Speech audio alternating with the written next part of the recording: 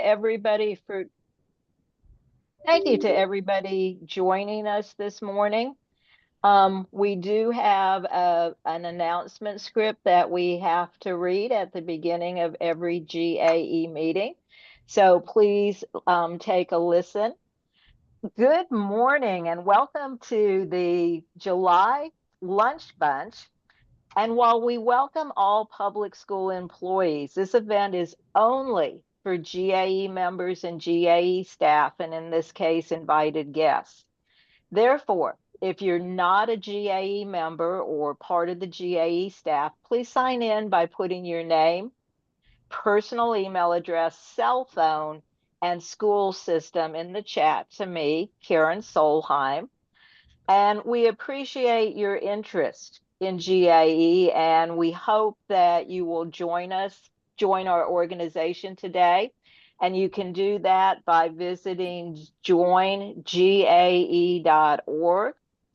And everyone, please note you must receive prior permission from the GAE Executive Committee or the GAE Executive Director before recording audio or video of this meeting.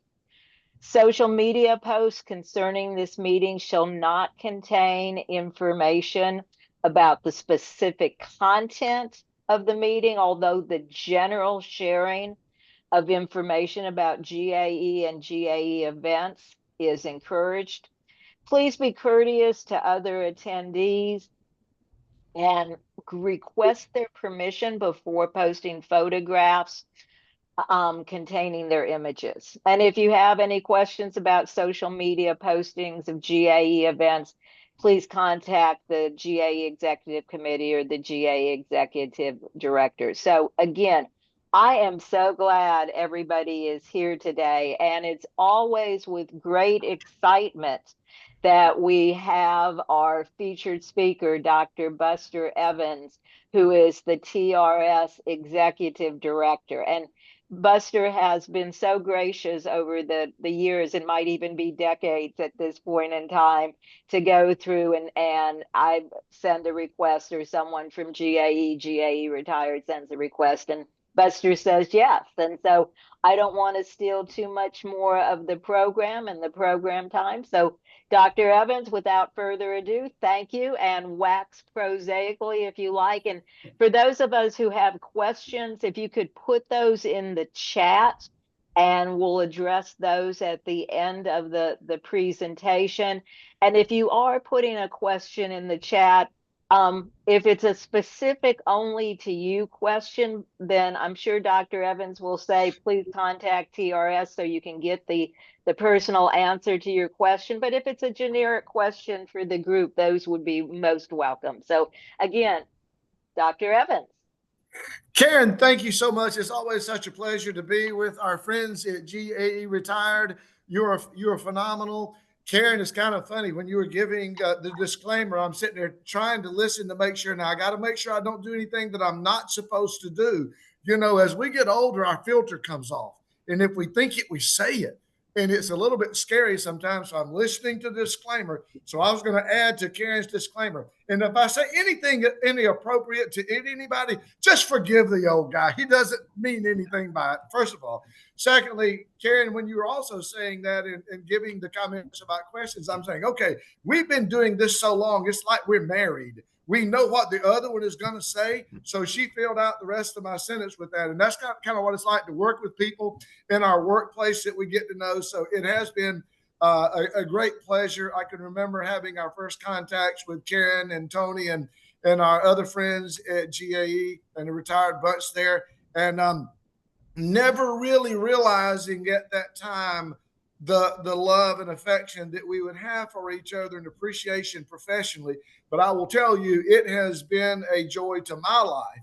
And Tony's recent service as president, I guess current president of GAE-Retired, you guys are doing a phenomenal job. So thank you. Thank you for letting TRS to be a guest, a family member, whatever you want to call it.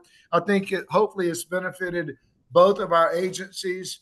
And I don't know that our relationship with you guys has ever been any stronger. And certainly Debbie Simons has been a part of that as a former state president for GAE and the most phenomenal TRS board member that I've had an opportunity to work with for the period of time that I have.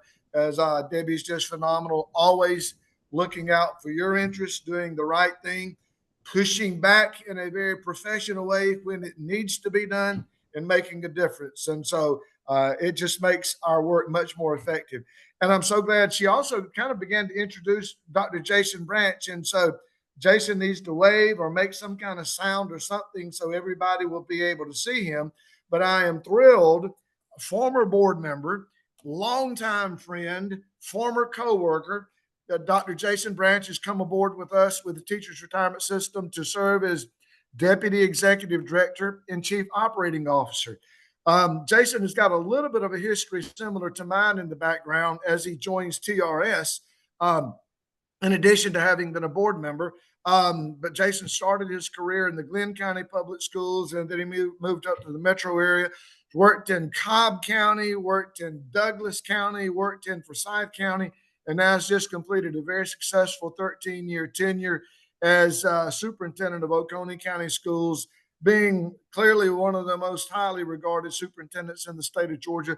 So him coming to be a part of our team is, I think, as history, you're the first group that I have an opportunity to introduce him to officially. So you can consider yourself a first in that standpoint. Jason also has the albatross that I had. His mother-in-law is a TRS retiree. So if he does anything to mess up the teachers' retirement system, Jason will be spending Christmases and Thanksgiving all alone without being able to have a good meal. So anyway, so y'all join me in welcoming Jason. He's going to be with us for a long period of time, doing great work. So I'm excited for him to be here. So with that, let me jump in and begin to make some comments. I certainly do want to entertain any questions. I've actually got a couple of off script questions that I have come up with because it seems like every day in this day and age, there's new news coming out there. And some of it's accurate and some of it's not accurate, but some issues around Social Security. I think I will be prepared to answer a couple of questions about that because there's some good information about Social Security that we got earlier in the year in a couple of different ways as it relates to Social Security fairness. But even recently, the big, beautiful bill may or may not have something that impacts you. And there is some misinformation out there, but I'll get to that in just a few minutes. First of all, let me update you, as I always like to do, with some important numbers. Folks, you all know this. We were formed in 1943, became active in 1945, over 75 years of providing benefits to retired educators. I am convinced as much more now than ever that our long-term stability and security continues to be well in place. We've got a 75-year wonderful history. We've been through some ups and downs, but I'm convinced that the new teacher beginning to be a teacher with this fall's hiring has not only an opportunity to have a wonderful career, but also has an opportunity to become one of the happiest people I know one day in being a retired educator. We do have at this point in time, this is kind of interesting time when I share a couple of numbers with you right now. Because we have a new batch of retirees that typically we put on the retirement rolls on June 1 and July 1. So we have seen an increase of about 5,000 retirees. We're up to 155,000 retirees. Well, our school systems have not hired all of their replacements yet. They've not come on payroll. So we're down a little bit. We're a little bit less than 250,000. So we're interested. I'll talk to you a little bit about retirement numbers in a minute. But we are nothing unusual about that. We did see a slight increase, but I'll get to that in a minute as well. I won't ask you to put this in the chat box, but I do. We've also broken another threshold. Our average monthly retirement benefit. Average monthly retirement benefit has gone over $3,700 for the first time ever, and the average benefit is now $3,707. Now, before I go further, I got a little bit of trivia for you. I've done this with you before, but things could have changed. What county or what employer county, or let me back up, what county where our retirees live has the highest average retirement benefit? What would you think? Now we won't labor on this long, and you can put this in. Just somebody put Forsyth County. Thank you for doing that. And good guess, but that's not the right one. We'll put some Houston County. Well, I'm very close to Houston County. Fantastic county, great school system, but no, not Houston County. We'll see if anybody can get DeKalb. DeKalb is close. Good guess. DeKalb is number 4. Atlanta is number 5. Someone said Fulton or Atlanta. That's number 5. So you're getting guess. Cobb. Interestingly, Cobb is not in the top 6, but another good guess. Cobb is a good paying school system. Gwinnett. No, I probably a reason why Gwinnett, but Gwinnett is not in the top 6 or 7 either. They're in the top 10. All right, I guess I'm going to have to tell you. Not Henry. I like seeing these names come through, and I've done this purposely for Karen, because Karen used to be from the county that had the highest benefit, which was Oconee. Oconee is now in second place, but there's a beautiful little county up in the very northeast part of the state called, no, excuse me, wrong. They're somewhere else. Greene County. Greene County, wonderful Lake Oconee. All these rich retired teachers who are living on Lake Oconee have now made Oconee the highest average monthly benefit at $3,923 per month. So anyway, I just thought I would throw that out there for you. It's kind of fun to know this little bit of data. So we may come back to those numbers. Another number that I spoke to this group a year ago, and last year at this time, I shared with you that the assets of the Teachers Retirement System of Georgia were $106 billion. Today, the assets of the Teachers Retirement System of Georgia are $116 billion. A $10 billion in year-over-year increase, and I'll get more in. Well, I'll jump right into that. Yeah, $10 billion better. How did we get there? Well, the last 3 years, we've really had some outstanding returns. The year that we just wrapped up, and again, you're the first group to hear this. We have let our board know this, but we've just wrapped up the year with returns at 12.24%. Our assumed rate of return, or that target rate for us, is 6.9%. 3 months ago, the governor's office called us up and they said, what would you like to predict that your year-end guess would be of where you will wind up? And at that particular time, if you remember, we were every day tariffs were in the news, and markets were going down $3 billion a day, $5 billion a day, just driving us crazy. But since that time, we have recovered, and we're now over $116 billion. Over $116 billion with a 12.24% return. Now, last year, we ended the year at 14.5%. And I don't know that I was able to tell you this at that time, but we led the nation. The Teachers Retirement System of Georgia had the highest return on its assets of any retirement system in the nation.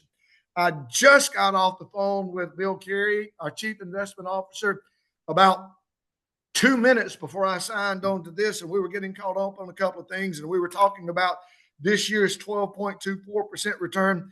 And based on our asset allocation, it's very possible that we will have had back-to-back years leading the nation. And our folks do a great job. But over the last 2 to 3 years, we've had 3 consecutive years of good returns.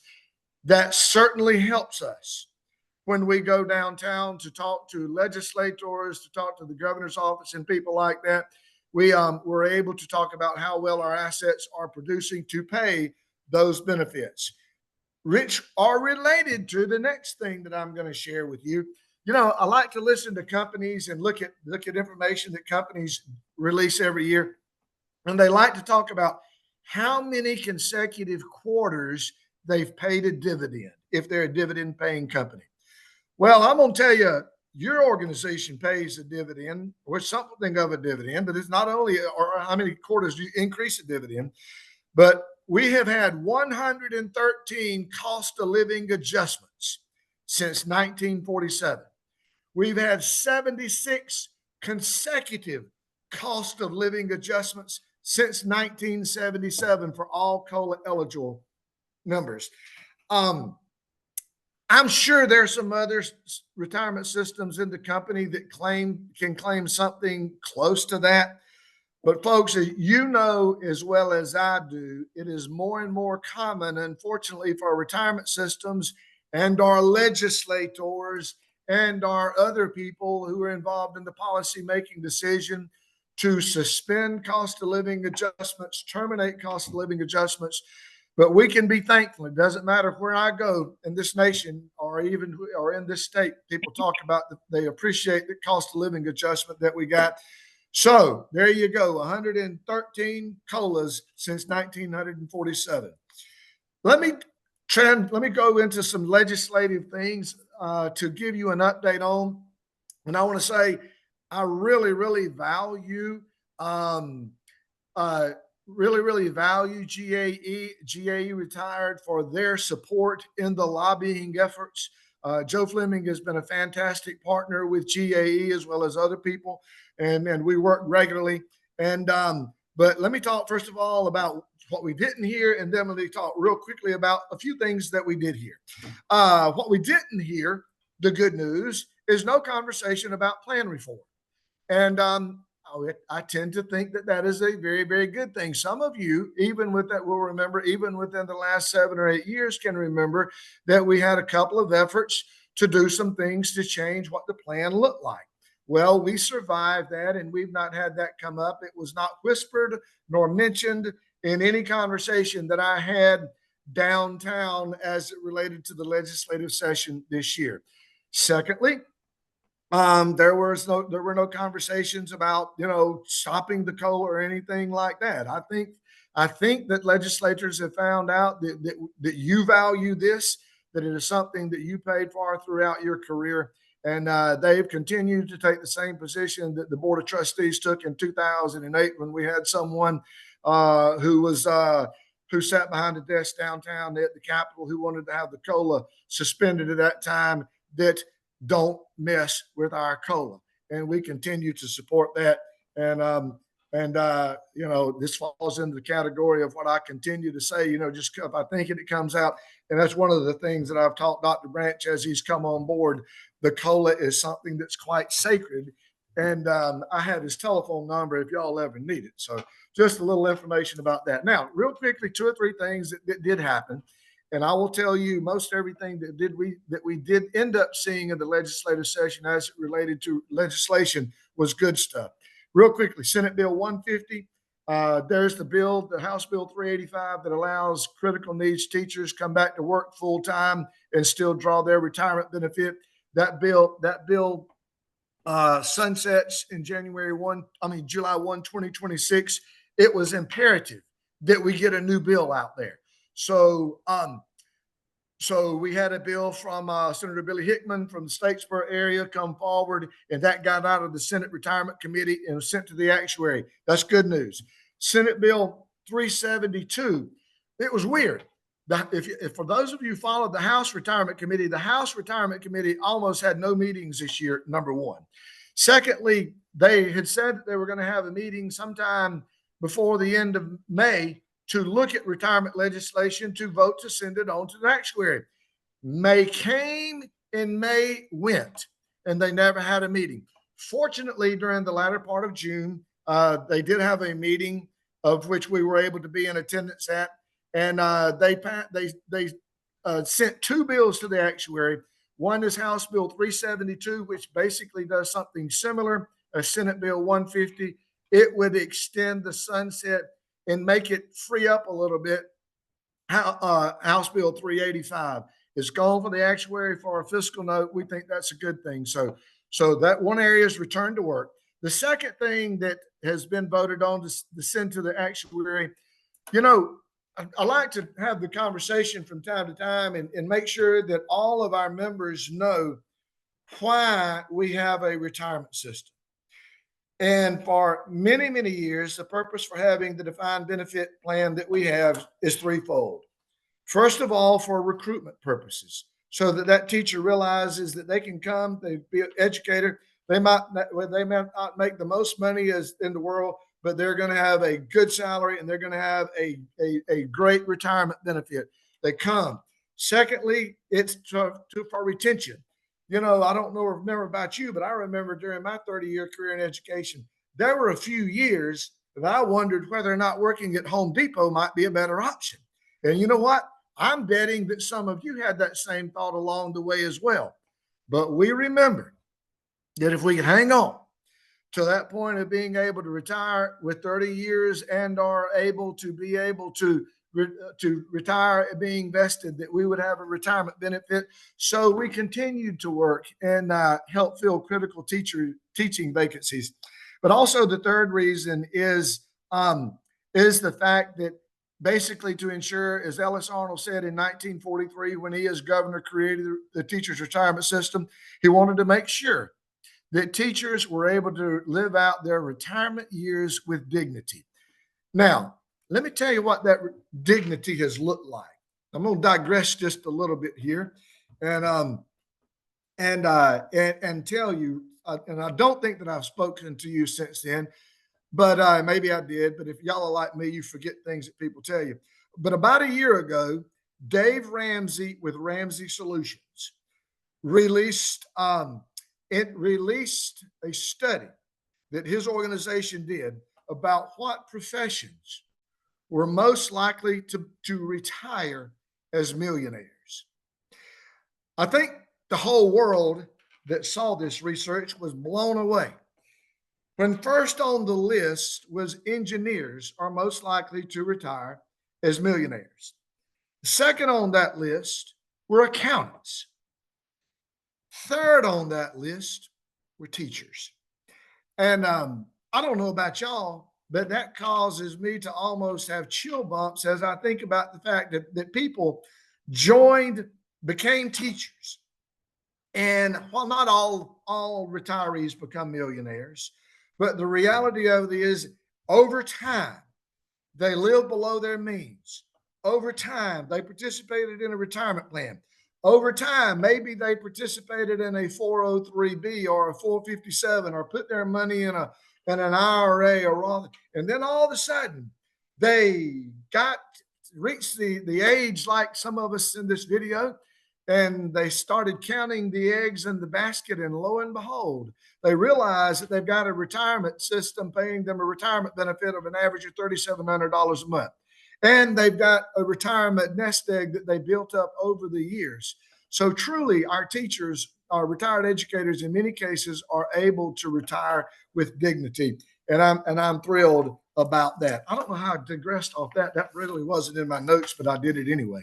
I will add one other thing to this list of things that they did in the General Assembly this year that I think is a good thing, but it's something that I hope that we don't forget. The General Assembly has put on two different occasions now, both in the supplemental budget and in the FY26 budget, has put a total of $1 billion in the employees' retirement system above what we call the actuarially determined employer contribution. In other words, that's an extra $1 billion that they put in that fund that they have not had to put in the teachers' retirement fund. Now, I could go into reasons why that necessarily is. Their whole goal is they're trying to make the fund more stabilized with a higher funding ratio so that they will be able to pay a cost of living adjustment to their retirees, of which they have not done in a long period of time. But I hope that we don't forget that, and I try to make sure that our staff who's keen to this issue doesn't forget this, because sometimes they have a tendency to maybe look at us and think about, well, maybe we need to cut something. Maybe we, but anyway, they're having to add way more money into the employees' retirement system as a percentage than they are the teachers' retirement system of Georgia. So I'm going to try to start moving into finishing up with a couple of comments and then get into questions. But here all. So what can we do? What can I remind you guys to do that you're already doing so good at? Guess what? It is already election season. I don't know if you look at the AJC. I don't know if you follow politically Georgia, but boy, they have been coming out by the droves and talking about how much money that they raise. We now have a full field of candidates, or close to a full field of candidates for lieutenant governor. We have a growing field of candidates for the governor's office, and those are people who are key policymakers that impact retirement systems and literally everything as it relates to policy impacting education. I hope, and I know that you will because you are the best in our state in doing this, hope that you make sure that our candidates know how important your retirement system is for recruitment and retention purposes. I hope that will be a conversation that as you meet with them, as you communicate them, you will be loud and clear about that. Next, same thing for your legislative delegation. While those races are not quite as high profile, they're out now beginning to have conversations, trying to establish relationships. Let me encourage you to do that as well. The third thing that I would say is continue to recognize that we need to share that economic impact study. You've seen our economic impact brochure, and you see that we have retirement benefits being paid in all 159 Georgia counties across the state. And as I like to tell people, that money winds up in some really important places when it goes to your local communities. It winds up in church offering plates. It winds up in mom and pop cafes and grocery stores and businesses. It winds up in paying taxes and a lot of different places to support the economic well-being of communities all across the state. So continue to share that. And we've got that information updated on our website. And so that's good information to be able to share. I'm going to close with my last statistic that I always love to share because this is somewhat of an aspirational statistic for us, and it goes like this: I've become somewhat of a student of watching old people and watching old people enjoy life in retirement. And so several years ago, we did a little research to try to find out how many people that we have in our system who are over 100 years of age. And as of most recently, we have 85 of our members who are over 100 years old. Of those 85, 14 of them are men. Now, a little bit of clarification on that. When we first started getting this statistic about 6 years ago, that number total was 71, and only one of them were men. So I don't know what that says about this, but I'll say this: since I've been the director of your teachers retirement system, we've got 100, let's see, that's over 1,400% higher number of men living over the age of 100 than we did a number of years ago. And getting the fact that I'm getting in that direction, I kind of like that statistic because I want to be one of those guys one of those days. I am thrilled to serve as your executive director of the Teachers Retirement System. So glad to have Jason Branch. You are we've brought one of the most respected and former superintendents and educational leaders who's going to be around TRS for a long period of time, helping to make sure that our plan is in great shape. Now, I don't know what questions are out there, but if you have them, I'll certainly be delighted to do my best to answer them. And I'm guessing between myself, Debbie Simons, and Dr. Branch, if we don't know the answer, we make one up pretty good that's going to sound good to you one way or not. So, Tony, Karen, can you see if we have any questions? Oh, golly, questions. I've been kind of monitoring the chat, and I think you've touched on everything. And the link to the economic impact brochure is on the TRS website, and I'm trying to go through and put that piece of information in the chat. Oh, and somebody, Sharon Boulder, has said you would speak to us about Social Security. So someone has some memory cells here about a topic we might need to cover. Great. Thank you for that. There's a little misinformation. First of all, we know that for those people who had been impacted by the Social Security government pension offset or the Windfall Elimination Act, which represented about 25% of our members, sometimes disproportionately. For example, our biggest system in the state, Gwinnett County Schools, has not been a Social Security system. And so they did not participate. So we had a lot of people who either did not get as much Social Security. We know that that bill was passed back in December. It went into effect in beginning in February. People started getting notified that they were getting money, started getting money. Or even over the last month, people have let us know that they have been caught up. So that's a good thing. And hopefully that unfair provision in Social Security is now set and behind us. But the question may very well be, what does the big, beautiful bill do for you and your Social Security? And it does touch Social Security. But once I share with you what I think I'm going to share the bad news and I'm going to share the good news.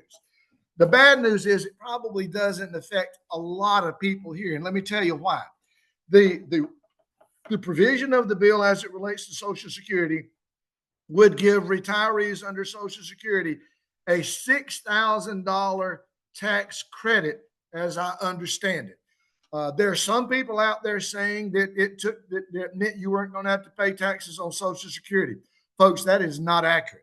The provision has a $6,000 tax credit, but that is only if you made adjusted gross income of $70,000 or less.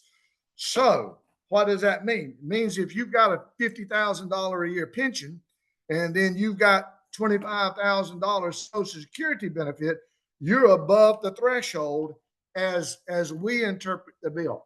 Now, that's the bad news. The good news is that there is some belief out there that this is the first of a wave of 3 bills that are designed to maybe touch this issue. So there is chatter that this is step 1.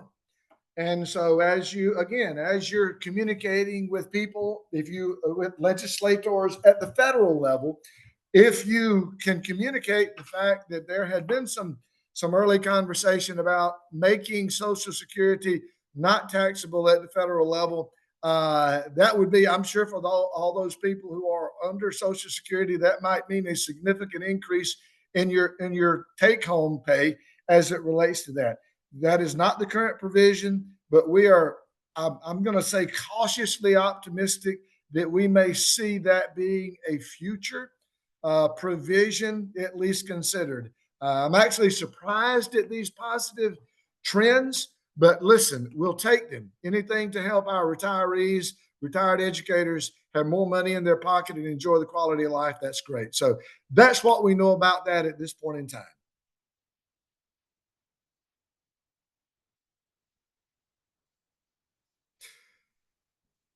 Great, thank you. And somebody said, how do we address the conversations about ESPs and TRS? I think there was a bill for our education support professionals to go through and see about whether or not they could perhaps be well, we're talking about people who are part of the public PSERS. PSERS. You know what? Thank you for that question, because I had that right here in my notes and I just flew right over it. That's addressed in Senate Bill 209. There was a little story behind that bill. And sometimes when you participate in something like this, you will learn a little bit that may be a little behind the story. Senate Bill 209, there had been some conversation over the last 3 or 4 years about how a school system could get members who are PSERS, cafeteria, maintenance, custodial, transportation people, in TRS. Common scenario is, and I'll just make one up that I'm familiar with, if you've got a bus shop, your chances are you hire mechanics. Chances are you hire diesel mechanics. Diesel mechanics can make pretty good wages. And when, let's say, the new John Deere dealership opens up a big dealership in the local community in South Georgia, and they need diesel mechanics, they're going to waive six-figure salaries before him. And you know what? We're sitting there paying them $50,000, $60,000 a year, and they've got a terrible retirement benefit. They're going to go to work for that. So it's been recognized that, especially in some skilled areas, such as some HVAC people, different types of professions. So anyway, so this bill, Representative John Corbett, who is a former school board member from Eccles County, right next to Valdosta, had been one who'd been wanting to get that bill introduced. He could not get, I'm not trying to be generous here and not call names, but he could not get the House Retirement Committee to even hear his bill. But he had a good friend in Senator Russ Goodman, who's a fantastic senator from way down in South Georgia. And so Senator Goodman sat on the Senate Retirement Committee. And fortunately, Senator Goodman introduced that bill on the Senate Retirement Committee, and the Senate Retirement Committee sent it on. Now we've got this to a level, and I say we've got to this. We're really neutral on it, but I will tell you, as a former school person, if I'd have had this provision, chances are I probably could have recruited better people to work on our maintenance programs, recruited better people to work, and kept people who sometimes we lost along the way. So we will see that come back. Hopefully this next legislative session, it will come back to the Senate Retirement Committee, where they will have an opportunity to vote it, send it to the Senate floor. And if it passes there, then they'll send it on over to the House. So thank you so much for that question, and outstanding question. And I'll ask one. Our naysayers say that TRS is not fully funded and that kind of thing. So would you speak to the fully funding percentage at this point in time? And my understanding is there's a plan in place to make our naysayers go away. Well, Karen, you know of which you speak, and Karen is exactly right. We are quick primer here. All retirement systems are basically kind of graded on what they call funding ratio, which talks about how much money that they have in assets right now to pay all future benefits. And most retirement systems have about 75 to 80%. There are some very well funded systems. I think North Carolina is one that's got 100% of money. You've got some systems that are really in bad shape, like Illinois, which only has like maybe 60%. Currently, the teachers' retirement system of Georgia sits at 78%. And one of the reasons, but we have, as Karen indicated, a plan to pay off our unfunded accrued liability. And so what that means is that part of that employer contribution that is made when a current worker makes, they're paying toward not only what we call normal costs, but they're also working to pay off that unfunded accrued liability.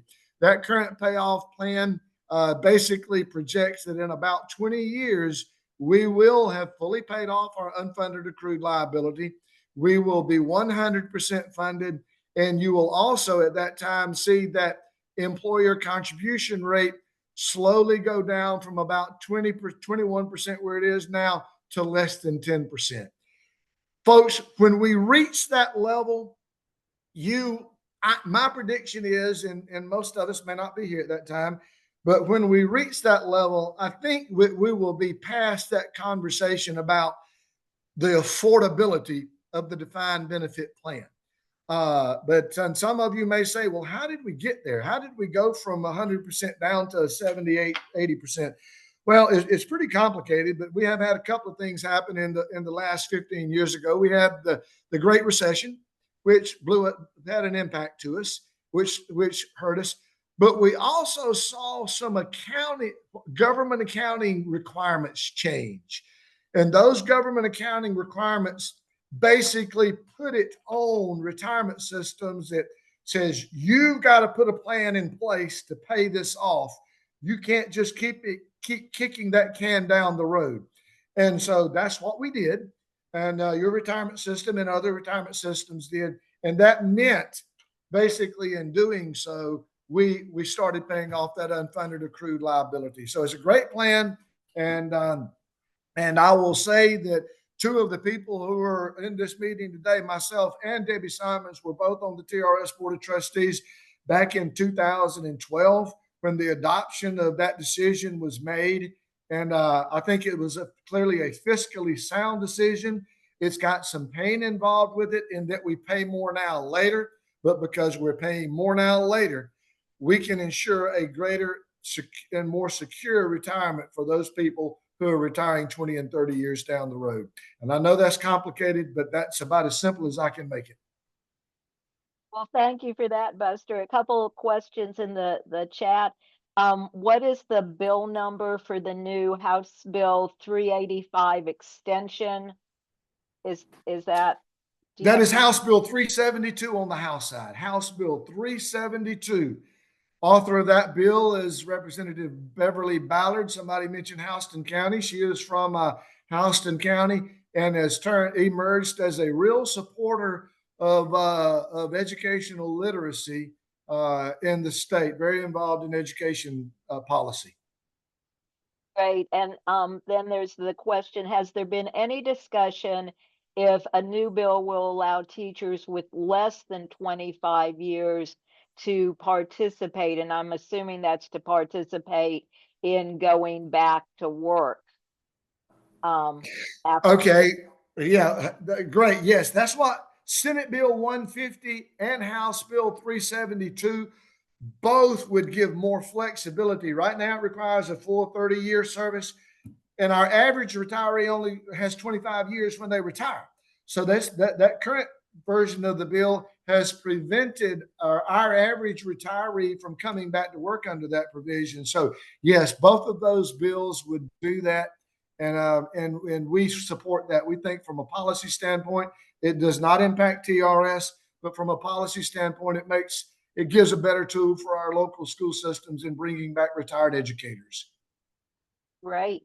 I think we do have time for a couple more questions. And while people are thinking about a generic question they might want to ask, I just do want to, Buster, I think, shared at the beginning, to share that Debbie Simons is on this call. And for those of you who do not know Debbie, currently she is the chairperson of the TRS Board of Trustees, having been elected for yet another term. And the reason that I hold Debbie up, not because of her, well, because of her excellent work as TRS chair, but she is a former GAE past president and a current member of GAE-Retired. So Debbie also is one of those wonderful people that if we have generic questions about TRS throughout the year, has the answers. So it's really nice to have somebody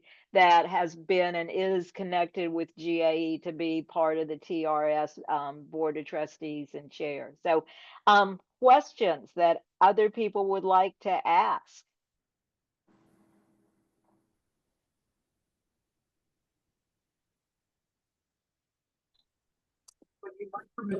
Yes, I have a question. Hey, Pam. Hi. Did you say that you have to have 25, you have to have 30 years of service in order to go back full time? Is that correct? That is correct. Under the current version of House Bill 385, it requires having worked a full 30 years. Okay, thank you. Great question. I have a Debbie? Dr. Evans and even Dr. Branch, there are a lot of things happening on the federal level. Is there anything that you see that is potentially keeping you up at night, or things that we may need to contact our senators about that you're aware of at this time? Okay. Debbie always asks such deep questions, and she follows the federal level better than most anybody that I know in the state of Georgia related to these issues. At the federal level, I've seen a short answer is not really. I have seen with what I have seen with the changes that we've recently had in Social Security, uh, folks, old people have influence.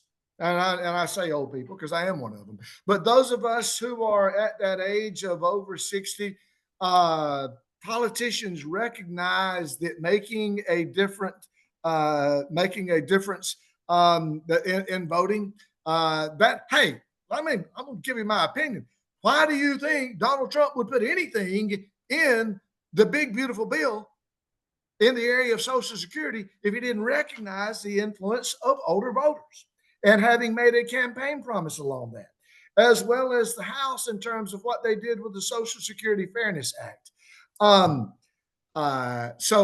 Debbie, I can't think of anything. You may be familiar with something by way of answering that question, but I actually feel there's a sense of optimism. When I look at the corporate world, we have seen more interest. It's not gotten a lot of traction, but we've seen more interest in the corporate world and doing a little bit more in the area of defined benefit plans than we have maybe for a long period of time. Everybody was talking about reform, reform, reform. I don't hear a lot about reform anymore or as much. It will always be a topic when it comes to retirement. So I feel that the winds have shifted to be a little bit in our favor. And I think that's a good thing, but I think it's important to be constantly vigilant with the winds at the state level and federal. I'm probably more concerned about the future at the state level than what I would be at the federal level at this particular point. Tony, you have your hand up. Yes, this is a question for both Dr. Evans and for Debbie. Is there anything in the terrible, horrible, no good, very bad bill that possibly threatens our defined benefit plan, our ability to keep our defined benefit plan? My answer to that is there's not anything that I have seen in the bill that does that. That's largely a state's issue. And those plans are created by laws by each state. So they have not touched that from anything that I've seen. Debbie, you agree with that? I totally agree with it, and I also agree with your prior statement in that with the coming up elections of a governor, a lieutenant governor, an attorney general, light gov, folks, we've got a lot of issues before us as we look at who we endorse and who we work for in those particular positions. I too am kind of concerned. No, I'm a lot concerned about who's going to come out elected from that election.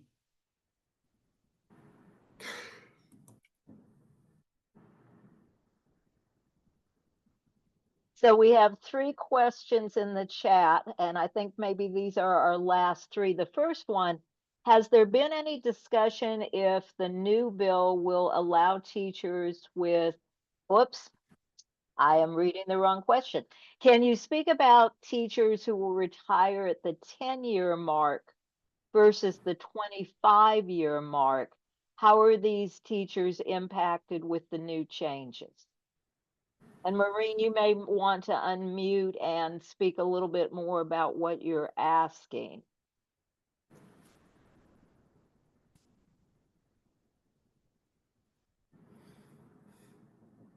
Because I don't know if you're talking about retiring at 10 years versus 25 years, or if you're talking about people who have retired and going back to work thereafter.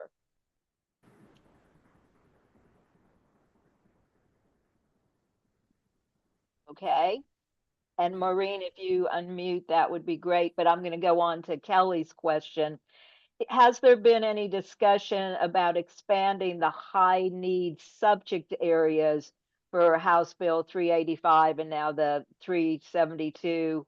And of course, people are interested in not having necessarily RISA define those high need subject areas. Yeah, absolutely. Both of these bills make the decision for the local school districts to be able to make the decision as not the RISA.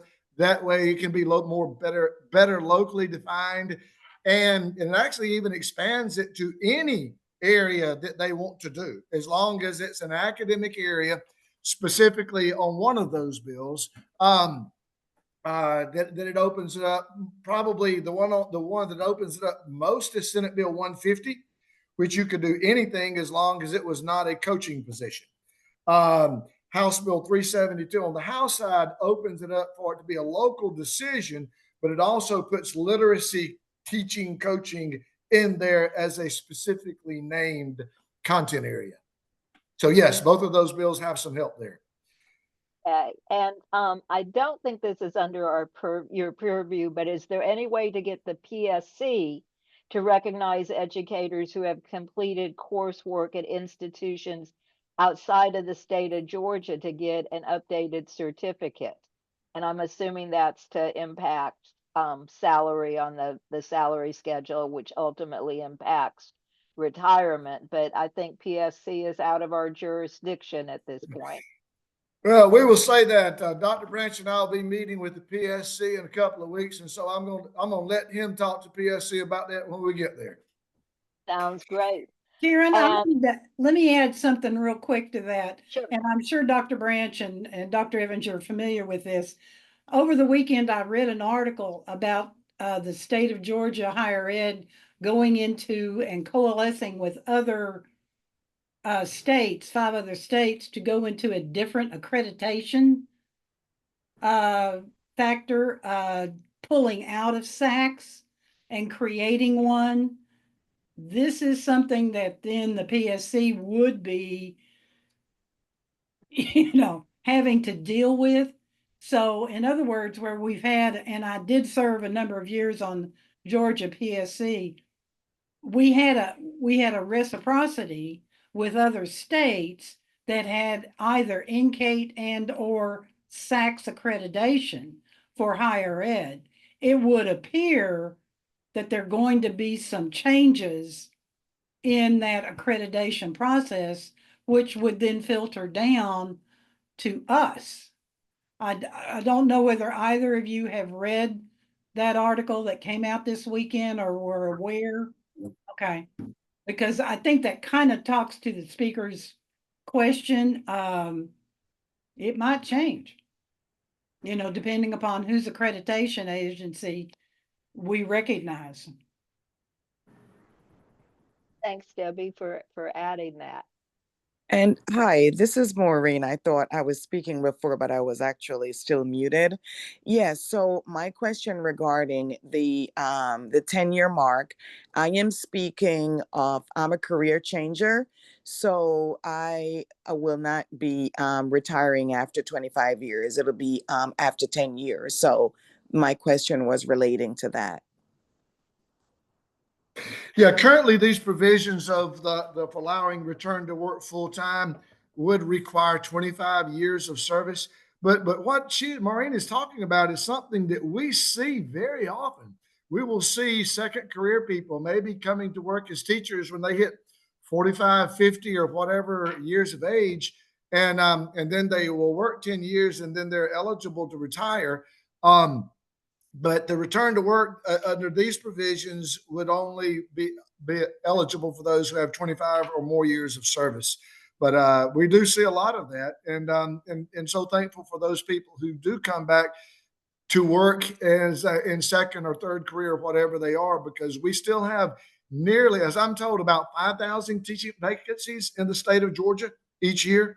So there are a lot of vacant positions, and from a teacher's retirement system perspective, I don't talk about this often. We'd love for our school systems to hire them, because the more we have people paying into the system, means more of those contributions are coming up for us to ensure that we're paying good benefits to our retirees. Thank you. Thank you. What? Maureen, did you have a follow-up? I actually did regarding the PSC. I was going to ask if I can get more information. Maybe I can reach out to one of you. I have a special circumstances regarding the PSC. It's going to be very complicated for me to get into right now, but I was wondering if I can maybe reach out to someone, maybe email someone on the panel regarding my situation as it relates to PSC and certification.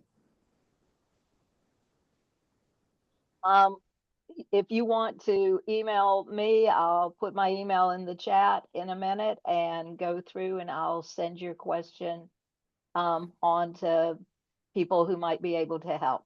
I appreciate it. Thank you. Thank you. I am going to thank the people who have joined us and do some GAE kinds of important announcements about things. And with Dr. Evans, Dr. Branch, and Debbie Simons, I think we have had the trifecta here in terms of people who know and can answer almost anything. And I just want to I'm going to share one screen and for the TRS formula, it's your high, it's the highest 24 months. And some people think that this is your last 2 years, and it might not be, but it's the highest 24 months of credible service. And then we have the multiplier, and that reaches out to your maximum benefit for TRS. And I'm just going to show you an example slide. If you had 30 years and then 2% of your highest salary, and let's say that was $50,000, and I've just made up that number, then your retirement would be the 30,000 or the 2,500 per month. Or you stayed the maximum of 40 years, and that's the most you can get. If you have 45 years, the TRS still counts it as 40 years times the multiplier, and I made up a salary number. You can see the math there. TRS as a defined benefit plan is so lucky to have this formula, and we have an entire group of people who are our custodians and our maintenance workers and our bus drivers who are under PSERS, the Public School Employees Retirement System, and their multiplier, their formula, they don't have a multiplier. And their formula is horrific in that you take the total number of years and you multiply it times $17. So if you are with me in doing the math, that group of people, their maximum retirement is $510 a month. 30 years, and the multiplier, the number here doesn't exist. It's 30 years times $17, $510 a month. Nobody can live on that. And GAE has been instrumental in increasing the multiplier, and we'll try and continue to do that. But it behooves all of us, especially those of us in TRS, to go through and advocate for the rest of our educational family whose retirement plan is just terribly horrific. So that's a political announcement. The other two things I'd like to share at this point in time is the GAE membership year starts on September 1. I will be sending you communication about how you can join GAE-Retired now as a pre-retired member and start paying a lifetime membership fee over 12 months. And then when you do retire, whether that's 10 years from now or 20 years from now, you don't have to pay anything else. And that the membership fee is more than likely, it's now $450 for a lifetime membership. It is more than likely going to go up. And so it was 200. Daniel, what did you pay when you went through and joined as a pre-retire member? Do you remember? $300 and 2009. Thank you. So it's now the 450. It's not going to go down. So I hope you'll avail yourself of becoming a GAE-Retired member now as a pre-retired member. And the last bit of information that I want to share is just, we did mention that we have an election going on and politics are important. So if you voted in as a Democrat in the PSC race in June, or you did not vote for PSC, Public Service Commissioner, race. There is a runoff pre-retired. Early voting has started at this point in time, so please put that on your radar. GAE-Retired is having an informational meeting on this Friday. So if you're a GAE-Retired member, please join us for that. Or pre-retired members, you're welcome to come and receive that information. We also, this is GAE, the Professional Development Committee is doing some TEKS preparation workshops. You can see here the dates and the times of those, and those are via Zoom, so join us for that. And the next TRS meeting is at the end of July, and we have a person from GAE-Retired who does an excellent board report. If you're not looking at this information, please do.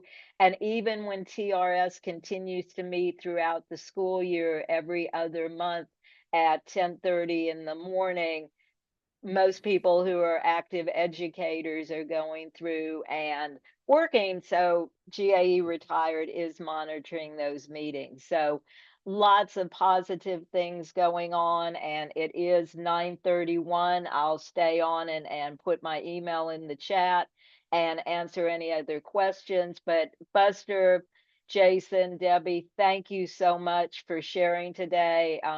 I've filled up about 6 Post-it notes here. So I am joyful for going through and receiving this information. And to everyone else, thank you for being here, and thank you for being a GAE member. Thank you for all that you do for public school and public education. Thank you so much.